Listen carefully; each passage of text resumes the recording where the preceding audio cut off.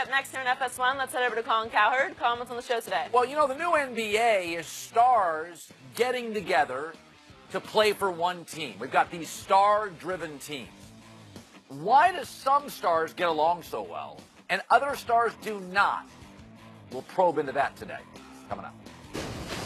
Thanks, Colin. Time for our final topic of the day. On Friday, the Chiefs traded All-Pro cornerback Marcus Peters to the Rams. Yesterday, we found out Kansas City will receive a second and a fourth-round pick. Peters had some issues in Kansas City, including getting suspended by the team for throwing a ref's flag into the stands and going to the locker room during a game. Shannon, who won the trade? I believe the Rams won, Skip, for the simple fact is that I don't believe that there is a player that they could have drafted in the first round that will give them more value than what Marcus Peters will give them this year. Skip, he's tremendous, and he's on his rookie contract. So you got him for the next 2 years if you pick up his option at about $11.2 million. Looks like they're going to move on from Tremaine Johnson. Skip, now he's great at cluing, which means he plays off and he reads the quarterback's drop. Now you can double move him because he bites hard, but he gets a lot of pick sixes. He creates a lot of turnovers, but clearly he had worn out his record, his welcome in Kansas City. Basically, Peter King wrote an article this morning that, Skip, they called all the teams 28. It was either a hard no or we'll give you a sixth or a low round draft pick for a guy this talented. So the word is... And one of those 28 hard no's came from Chris Ballard, who used to be in the Kansas City organization, now is the new GM of Indianapolis. And if he said no, it would scare the other teams to say, well, he knows, and he's saying no. So it came down to the 49ers and the Rams. I'm with you. He is such a talent. He made Pro Bowls in 2015, 2016. His play fell off some, but he was unhappy, and they were unhappy with him. So in the new, if he changes scenery and he's in Los Angeles, will that be a good thing or a bad thing? Won defensive rookie of the year. Yeah. And I think, Skip, this is a wake-up call now because he's like, hold on, I went to 2 Pro Bowls. I'm defensive rookie of the year. And they've already moved on from me. So that lets me know I need to change my behavior or the way I'm doing some things. Throwing the flag up in the stands and then coming back out with no tape, no spat. You're just like... Andy Reid looking at you like, oh, no, we're not going to have that. Clearly, he'd worn out his welcome. Andy wasn't going to put up with it anymore. They got something for him. I believe the Rams won because with that pressure, with Aaron Donald and Quinn and those pass rushers, he's a top 5 talent. Maybe top 3. Corners. I think he'll be great. Wade Phillips dialing up that defense. He'll be just fine. A new change of scenery is what he needed. Sometimes that's all you need.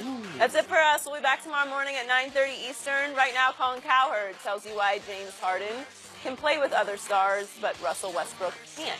The Herd starts now. Undisputed. This is The Herd. Wherever you may be and however you may be listening, live in Los Angeles, iHeartRadio, Fox Sports Radio, and FS1 for 3 hours today. Christine Leahy is joining me on a Tuesday when the NFL Combine starts today. Actually, this time of the year gets really interesting today. Yes. You got some NBA stuff that's real. The NFL Combine is real. And then March Madness by next Monday. All right, now we got a real tournament. So it's great to have you in. Oh, by the way, in 1 hour, I'm going to make a major announcement. Really?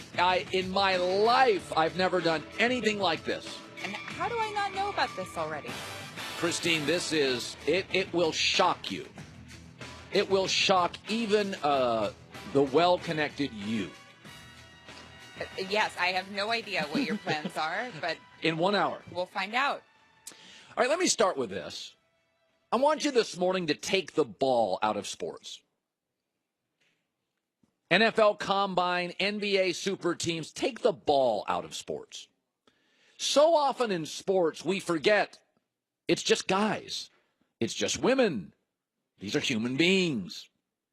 Years and years ago, Russell Wilson came to the NFL. He was 5'11 and a half. He ran around a lot, wasn't a perfect pocket quarterback, and he was a great college player. I loved him. Johnny Manziel came out. He was 5'11 and a half, wasn't a great pocket passer, ran around a lot. He was a great college player. I said he was undraftable. It wasn't about the football player. It was about the guy. Russell Wilson has human traits I think translate to running a football corporation. I think Johnny Manziel's a frat boy.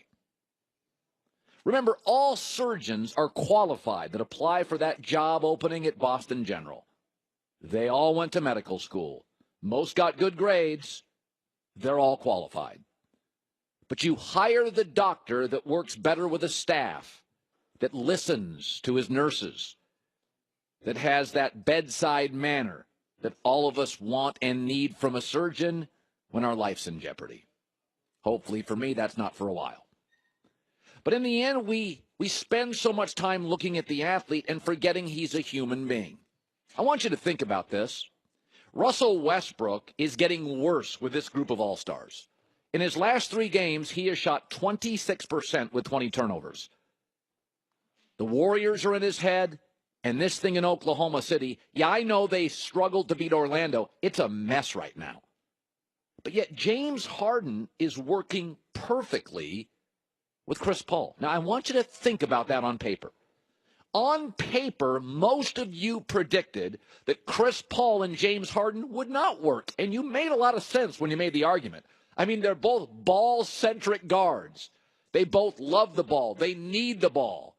They're not as good without the ball. By the way, Chris Paul didn't even perfectly fit into Mike D'Antoni's system. That's what you said, and I heard you say it. 2 guards, mostly play the same position, both need the ball in their hands, and yet when Harden, Chris Paul, and Clint Capella play, they are 30-1 this year. Now, on paper, Westbrook should have worked, right, with Paul George. Westbrook is a ball-centric dynamic point guard. Paul George is a great defender, Westbrook's not, and a spot-up shooter. Westbrook's not. This should be harmonious. Steven Adams, another Westbrook teammate, never demands the ball. You don't even have to set up plays for him. He finishes with 15 points and 9 boards. Carmelo's certainly past his prime, never my favorite player. But Carmelo's not a guy that ever wanted to bring the ball up the court. He wants his shots. Westbrook's not a pure shooter. Get him the ball.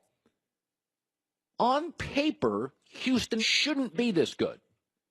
On paper, Oklahoma City should be much, much better. But instead, remember Michael Jordan and the Bulls had the triangle offense?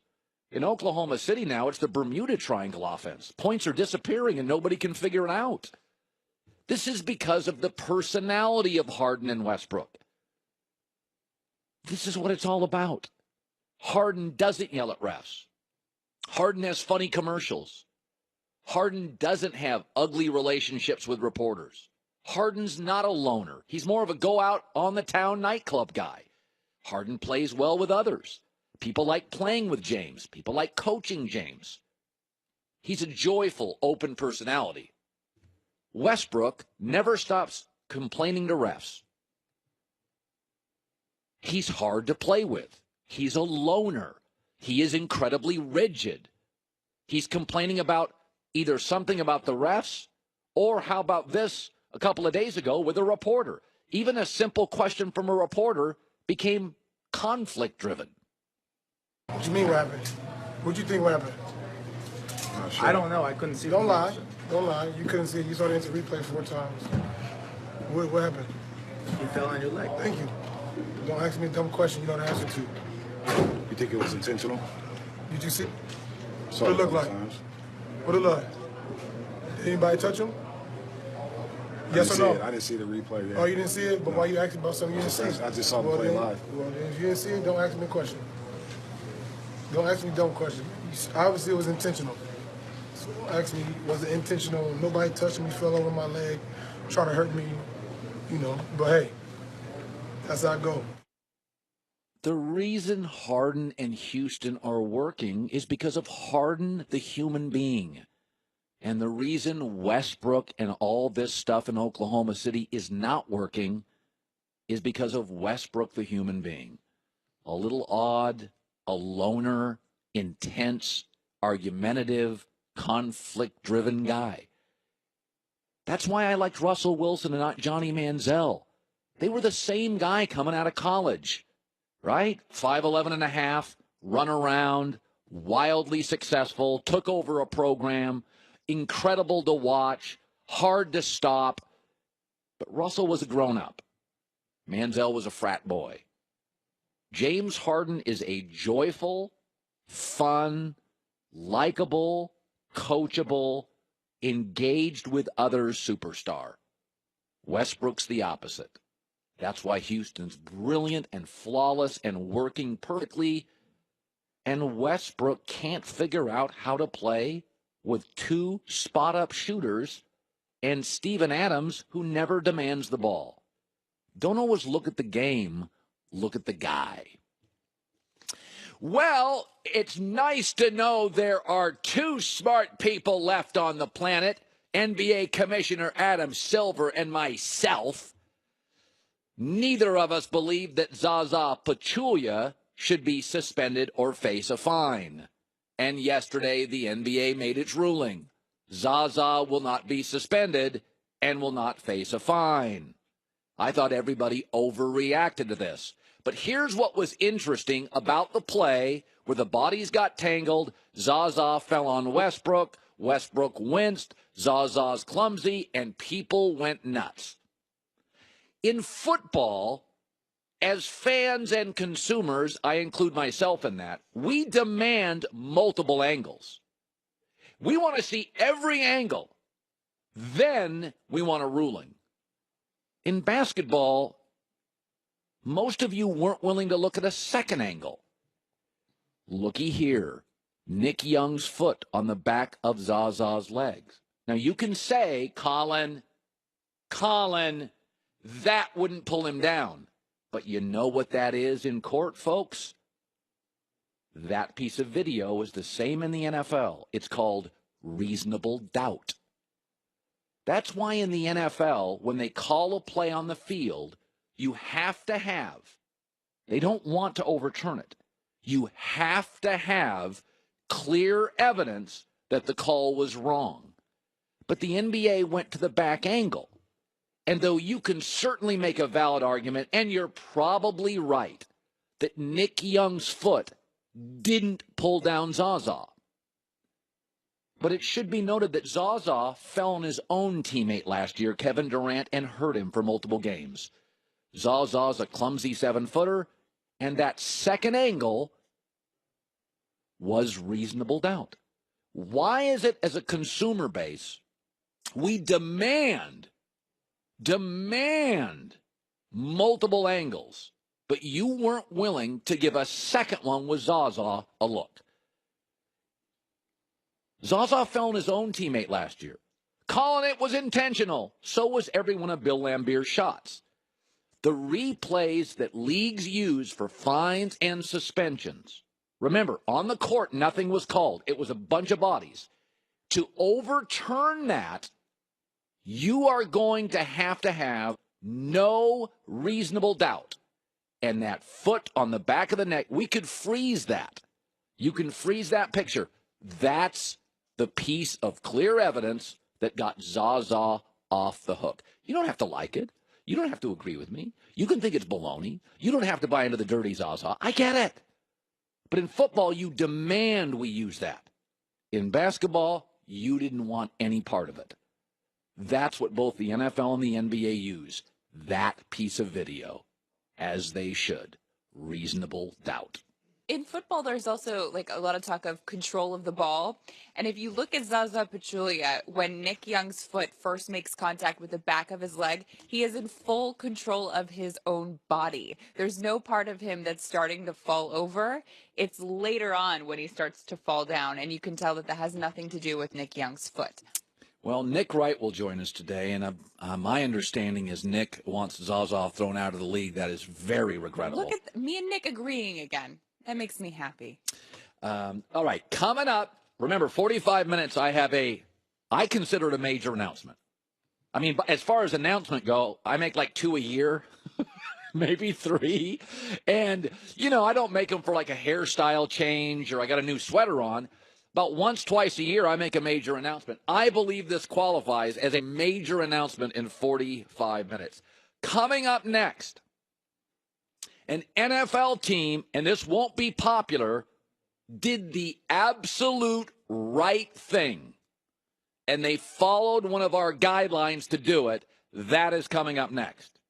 Every day we come into work and we're talking about what went on in the world of sports. But what we're really talking about is performance. We're talking about efficiency, and we're talking about endurance. You should apply those measures to the products you buy. And that's why we're recommending Filter By to maintain your house's HVAC system.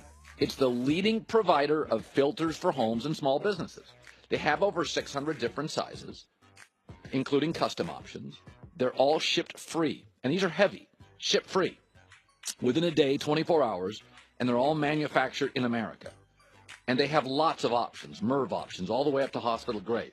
So you're getting rid of pollen, mold, dust in your house, and other allergy-aggravating pollution, and you're just basically maximizing the efficiency of the system in your home. If you want to save 5%, just set up auto delivery. All you have to do is go to filterby.com. It saves you time, it saves you money. If you want to breathe better and you want to get that pollen, mold, and dust out of the air, filterby.com is the solution. Filterby, B-U-Y, filterby.com.